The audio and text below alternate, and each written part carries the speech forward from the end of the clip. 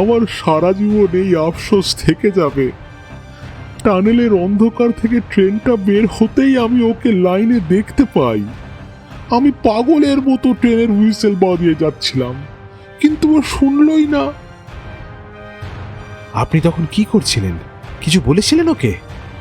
আমি ব্রেক কষার চেষ্টা করেছিলাম স্যার, কিন্তু স্পিড এত বেশি ছিল যে থামানো যায়নি।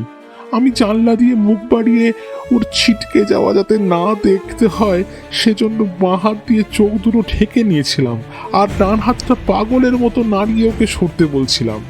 আমি গলা ফাটিয়ে চিৎকার করে বলছিলাম, হ্যালো, নিচে কে আছেন? সাবধান সাবধান, ঈশ্বরের দোহাই, লাইন থেকে সরে যান।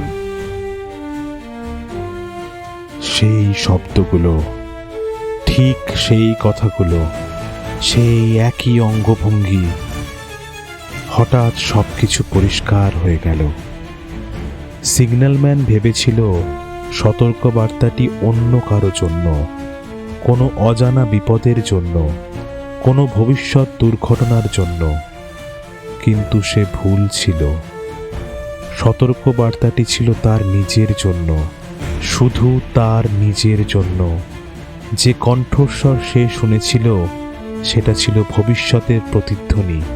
যে মানুষটিকে সে দেখেছিল সে ছিল মৃত্যুর দূত, অথবা হয়তো সময়ের ওপার থেকে আসা এক সতর্ক বার্তা।